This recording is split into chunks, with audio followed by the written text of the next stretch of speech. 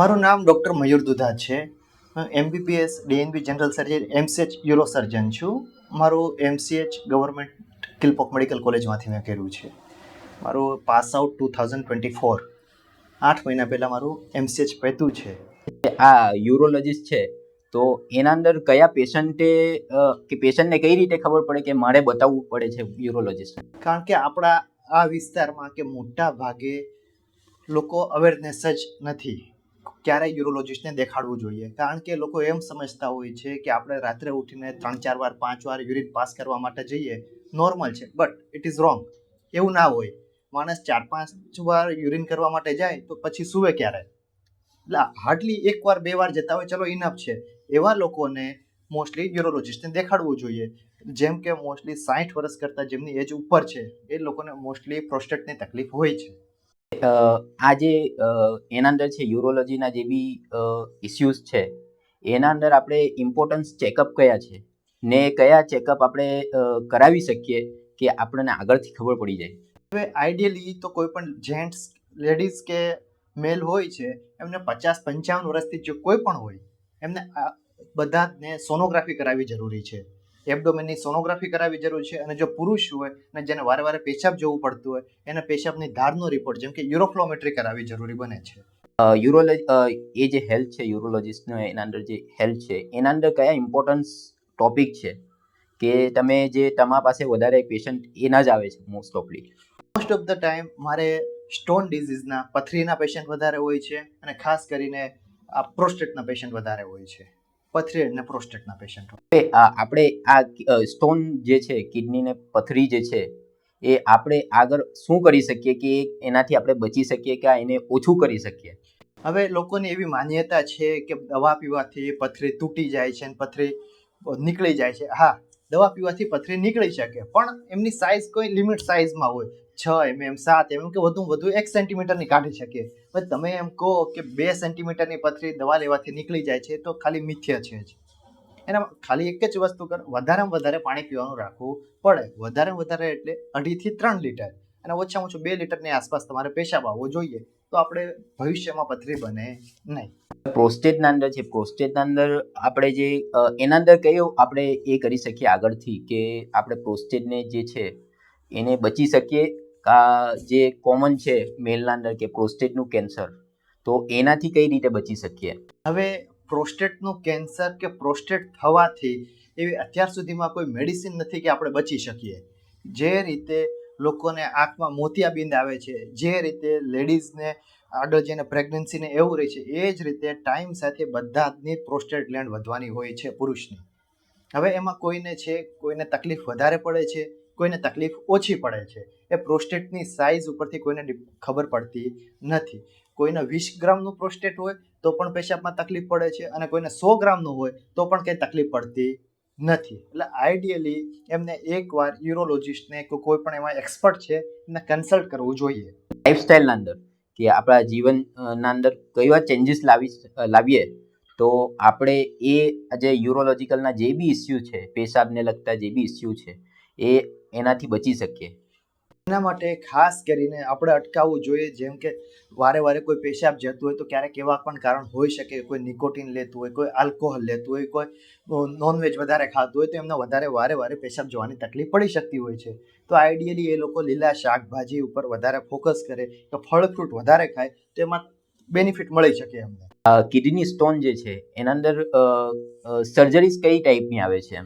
Kidney સ્ટોનની અંદર અત્યારે તો અલગ અલગ ટાઈપની સર્જરી આવે છે. શરૂઆતમાં લોકો કરતા કે જ્યારે મોટો ચીરો મૂકીને 10-15 સેન્ટીમીટરનો ચીરો મૂકીને ઓપરેશન કરતા, ઓપન સર્જરી કરતા. પછી અત્યારે PCNL નામની સર્જરી આવે, એ 1 સેન્ટીમીટરનો ચીરો મૂકીને આપણે ઓપરેશન કરી શકીએ. બીજું એક RIRS આવે જે 1.5-2 સેન્ટીમીટર, જે આપણે પેશાબના રસ્તેથી જ જઈને આપણે લેઝરથી સ્ટોનને તોડી શકીએ. એટલે અલગ અલગ 3 થી 4 ટાઈપની સર્જરી આવે છે સ્ટોન માટે. હવે ડિજેસ્ટેન્ટ ઘણા પેશન્ટો આપણને પૂછે ડિજેસ્ટેન્ટ શું છે? ડિજેસ્ટન્ટ એવી વસ્તુ છે કે કારણ કે આપણને જ્યારે પથરી હોય છે અંદર કે પેશાબની નળી સાંકડી હોય છે ત્યાં એમના લીધે જ આપણે ઓપરેશન કરાવતા હોઈએ છીએ. હવે ડિજેસ્ટન્ટ એવું છે, બાયપાસ કરાવી આપે છે. કિડનીમાં અને પેશાબની થેલીમાં એ બેઉનું બાયપાસ કરાવે છે. હવે એવું છે કે ડિજેસ્ટન્ટ આપણે અંદર મૂકીએ તો પેશાબનો જે સાંકડો રસ્તો છે જાતે પહોળો થવાના 90 થી 95% ચાન્સ છે. બીજી વસ્તુ, ઓપરેશન કરાવ્યા પછી કે જ્યાં પણ પથરી ફસાયેલી હતી એની આજુબાજુમાં ઇન્ફેક્શન થઈ ગયેલું હોય છે અને જ્યારે ઉપરથી ફરી પાછું યુરિન ત્યાંથી આવે તો ફરી પાછી એમને દુખાવો થાય છે અને ફરી પાછે તેની તે જ જગ્યાએ સ્ટોન બનવાના ચાન્સ વધી જાય છે. એટલે જો આપણે ડિજેસ્ટન્ટ મૂકી દઈએ, પાઇપ મૂકી હોય તો એ બાયપાસ થઈને બધું જ યુરિન નીચે આવી જાય એટલે એ ભાગ ત્યાંથી જાતે પોતે હીલ થઈ જાય. એટલે નોર્મલી અમે 3 થી 4 અઠવાડિયા માટે ડિજેસ્ટન્ટ રાખતા હોઈએ છીએ. એનાથી કંઈ નુકસાન થતું નથી. 100 માંથી કે 1000 માંથી 2 થી 5 પેશન્ટ એવા હોય છે કે એમને ડિજેસ્ટન્ટના લીધે થોડુંક પેશાબમાં બળતરા થતી હોય છે, પણ એ સામાન્ય છે. એમાં કંઈ ગભરાવાની ને એવી કંઈ કરવાની જરૂર હોતી નથી.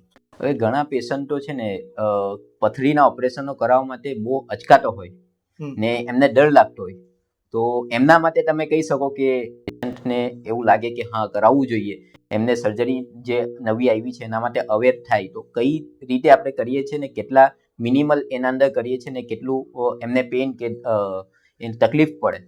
અત્યાર સુધીમાં આપણે લોકો કહેતા હોય છે કે પથરીનું મોટું ઓપરેશન છે, પથરી અહીંથી ચીરો મુકાવીને કરવાનું છે, એમાં લોકોને 10 થી 15 દિવસનો સ્ટે કરવાનો આવતો, હોસ્પિટલમાં રોકાવું પડતું, ટાંકા તોડાવવા પડતા. પરંતુ અત્યારે ટેકનોલોજી એવી આવી ગઈ છે કે આપણે પેશન્ટને 1 થી 2 દિવસ બીજા દિવસે આપણે ડિસ્ચાર્જ કરી દઈએ છીએ અને મિનિમમ રિસ્ક હોય છે. અને અત્યારે એટલો પેશન્ટમાં એ અવેરનેસ હોવી જોઈએ કે પેશન્ટ એવું વિચારે છે કે મને પથરી છે પણ દુખાવો થતો નથી એટલે બધું સારું છે, પણ એ તદ્દન ખોટું છે. પથરી હોય તેમનું સોલ્યુશન લાવવું જોઈએ, કારણ કે પથરી કિડનીની અંદર પડ્યા એ તમને કંઈ ખબર નહીં પડે અને આગળ જતાં તમારી કિડની પૂરેપૂરી જતી રહેશે અને તમારે કિડની કાઢવાની નોબત આવી જશે. જો મને પથરી હોય અને હું ઓપરેશન કરાવું તો પછી ચાન્સ ખરા કે પથરી પાછી થઈ શકે? એવું નથી કે પથરી ના થાય, પથરી તમે કાળજી ના રાખો અને આપણે વારસાગત એ રીતે હોય તો ફરી પાછી પથરી થઈ શકે. કાળજીમાં એ જ રાખવાનું છે, તમારે ડેઈલી 2.5 થી 3 લીટર પાણી પીવું જોઈએ. અને જે આ પથરી જે છે એના અંદર કઈ રીતે બને છે પથરી? જે કિડનીના અંદર પથરી બને છે, ઘણી ટાઈપની પથરી હોય છે, તો એ કઈ રીતે ફોર્મ થાય છે એ દર્દી લોકોને જો તમે કહી શકો તો. હવે એમાં એ રીતે છે, ફોર્મ થવામાં એ અલગ રીઝન હોય છે. એ ખાસ કરીને આપણા એનાટોમિકલી સ્ટ્રક્ચર, કિડનીનું જે સ્ટ્રક્ચર છે, કિડની હોય છે ત્યાંથી અંદર યુરેટર હોય ને પેશાબની થેલી હોય છે. આ 3 જગ્યામાં કંઈ પણ જગ્યાએ રૂકાવટ હોય, એનાટોમિકલી વારસાગત કંઈ ને કંઈ એમાં ખોડખાપણ હોય થોડી. બીજી વસ્તુ કે આપણને વારે ઇન્ફેક્શન થતું હોય. ત્રીજી વસ્તુ કે આપણે પાણીનો અભાવ હોય અને ચોથી વસ્તુ કે આપણા જે ઇન્ટેસ્ટાઇનમાં અને એના જે અમુક ટાઈપના બેક્ટેરિયા હોય, બેક્ટેરિયા શરીરમાં ના હોય, એ લોકોને વારે પથરી થઈ શકે છે. હવે પ્રોસ્ટેટની જે વાત થઈ તો એના અંદર પ્રોસ્ટેટ માટે મારે કેટલા ટાઈમે કયા રિપોર્ટ અને કેટલા ટાઈમે કરાવવો જોઈએ અને ક્યારે કન્સલ્ટ કરાવવું જોઈએ? પ્રોસ્ટેટ માટે આઈડિયલી કોઈ પણ વ્યક્તિ હોય, પુરુષ જાતિમાં 60 વર્ષથી ઉપરના થાય, અરાઉન્ડ 60 ની આજુબાજુ પહોંચે એટલે એકવાર એમને યુરોલોજિકલ કન્સલ્ટેશન કરાવવું જોઈએ. તો પછી તમને એ આઈડિયા આવે કે આગળ આપણે બીજી વાર ક્યારે એમને ફોલોઅપ કરવું છે. હવે કશું ના હોય તો આપણે લાંબા ગાળાનું એમને ફોલોઅપ રાખીએ, વર્ષે આવજો, 2 વર્ષે આવજો, એ રીતે. અને જો પેશન્ટને તકલીફ ને એવું કશું હોય તો આપણે એનું કંઈ સોલ્યુશન લાવવું જોઈએ કે એમનો ફોલોઅપનો ટાઈમ ઘટાડી દેવો જોઈએ કે તમારે હજુ મહિના પછી દેખાડવા આવવાનું છે, આગળ શું કરવાનું છે, એમને સલાહ આપી શકીએ. ઘણા ઓછી એજના પણ પેશન્ટો જોયા છે, ઘણાને પેશાબના અંદર વારંવાર જવું પડતું હોય છે, દિવસના અંદર પણ ને રાતે પણ, તો એના અંદર કયા પ્રોબ્લેમ હોઈ શકે? એમાં ખાસ કરીને અત્યાર સુધીમાં મેં જોયું છે, જે પુરુષમાં જે પેશાબ વારે જવું પડતું હોય છે એને તો સૌથી પહેલાં પેશાબની થેલીનું ઇન્ફેક્શન હોઈ શકે. બીજી વસ્તુ કે પેશાબની થેલી અને પ્રોસ્ટેટ એ બે વચ્ચે બ્લેડર નેક કહેવાય, એ થોડુંક કોઈને હાઇટ ઉપર હોય એમના લીધે થઈ શકે. યંગ એજમાં જે 30 થી લઈને 50 વર્ષની એજ વચ્ચે છે એ લોકોને આ તકલીફ થઈ શકે છે. અને ફિમેલ વસ્તુમાં વારે પેશાબ જવું પડતું હોય ફિમેલમાં, તો એમને ખાસ કરીને પેશાબની થેલીમાં ઇન્ફેક્શન થતું હોય છે.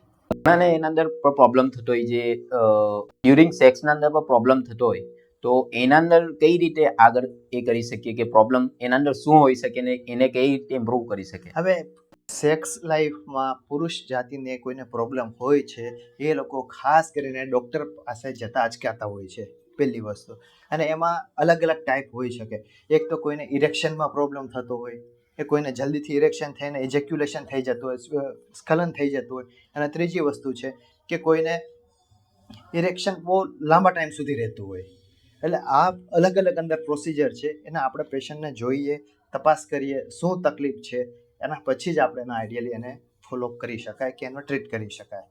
એ પેશન્ટ માટે જોખમકારક છે કે પેશન્ટે જોખમકારક લેવું જોઈએ અને ડૉક્ટરને બતાવવું જોઈએ કે પછી એ ના બતાવે ને એને એ ઇસ્યુને લઈને ચાલે તો? ના, એમાં એવું છે, જો એ કન્ટિન્યુ એ ઇસ્યુને લઈને ચાલે તો એમાં સોસાયટી સામાજિક એમ લોકોને ખેંચતાણ થયા રાખે ફેમિલીમાં.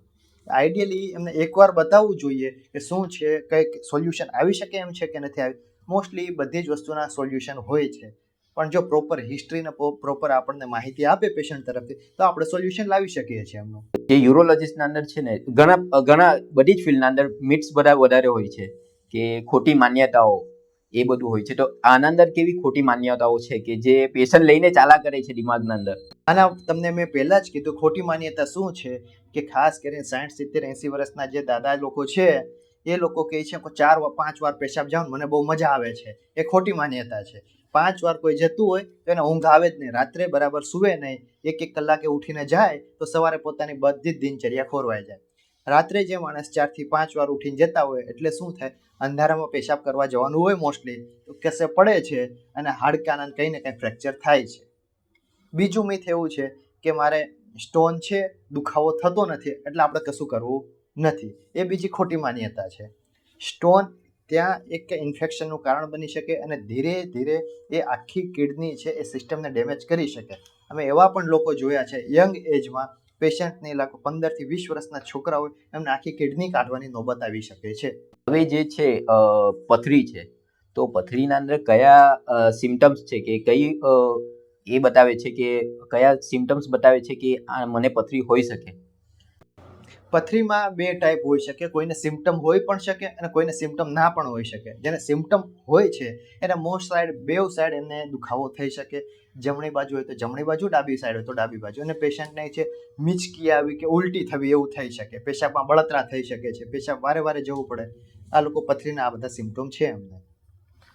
અને પ્રોસ્ટેટ માટે કયા સિમ્ટમ્સ છે કે પ્રોસ્ટેટ મને હોઈ શકે કે અમુક એજ પછી પ્રોસ્ટેટ માટે એમાં એવું છે, પેશન્ટને રાત્રે ઉઠીને પેશાબ જવું પડે, પેશાબની ધાર ઓછી થઈ જાય, પેશાબ દૂર પગ પાસે પડવા લાગે, પેશાબ કરવા માટે જોર લગાવવું પડે એમને, અને જેમને અટકીને પેશાબ આવે. આ બધા પ્રોસ્ટેટના કારણ છે. ઘણા છોકરાઓ જોયા છે, નાના છોકરાઓ જે અમુક એજ સુધી પથારીના અંદર રાત્રે પેશાબ કરતા હોય, તો એના અંદર શું પ્રોબ્લેમ હોઈ શકે?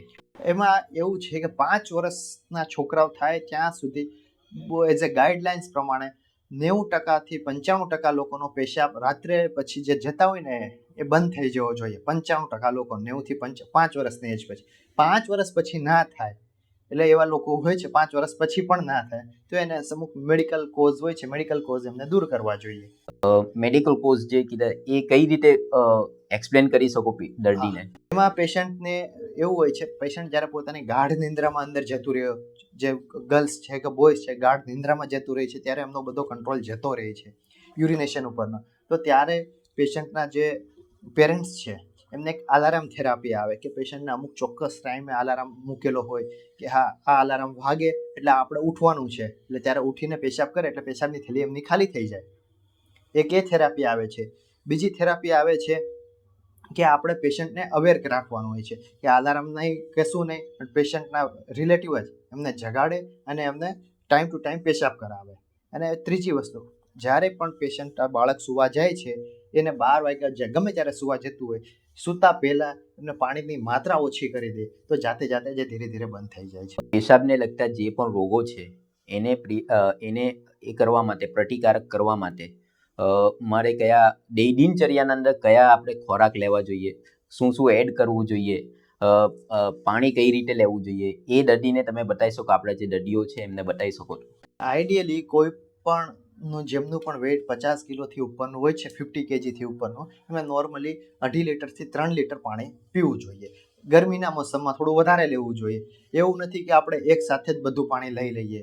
એ તમે દર વખતે 300 થી 400 ml સાથે 1 ગ્લાસ 2 ગ્લાસ એક સાથે લઈ શકો. એમ નહીં કે એક સાથે આપણે 1 લીટર લઈ લીધું. 1 લીટર લઈ લઈએ તો ફરી પાછું કિડની ઉપર સડન પ્રેશર આવે છે. હવે 300 ને 400 ml લો તમે પાણી, તો પહેલાં એ તો જઠરમાં જશે, આંતરડામાં જશે, પછી ત્યાંથી એબ્ઝોર્બ થઈને હાર્ટમાં જશે, પછી કિડનીમાં જઈને ફિલ્ટર થશે. નોર્મલી આ પ્રક્રિયા થતી હોય છે. એટલે તમારે 300 થી 400 ml એક મતલબ ગેપ ઉપર પાણી લેવું જોઈએ, 3-4 કલાકે 3-4 કલાકે એ રીતે પાણી લેવું જોઈએ. બીજી વસ્તુ કે આપણા જેમને વધારે પેશાબની ને એની તકલીફ રહેતી હોય છે, તો એમને જે નિકોટિનવાળી જેમ કે ચોકલેટ છે, ચા, કોફી, આલ્કોહોલ, એ બધું તેને એવોઇડ કરવું જોઈએ. એમને જે ટ્રિગર પોઈન્ટ છે આ બધા, એ બધા એમને એવોઇડ કરવા જોઈએ. તમે જે ગાર્ડી હોસ્પિટલમાં સેવા આપો છો, તો આપણા દર્દીઓને જણાવવાનું કે તમે જો ડૉક્ટરની વિઝિટ કરવા માંગો તો આપણે ગાર્ડી ચેરિટેબલ હોસ્પિટલના અંદર દર સોમવારે 11 થી 12 ના અંદર મળે છે. અને એ તમે આગળથી ફોન કરીને પણ આવી શકો છો, અને ડાયરેક્ટ સોમવારે તમે 11 વાગે પણ આવી શકો છો ડાયરેક્ટલી.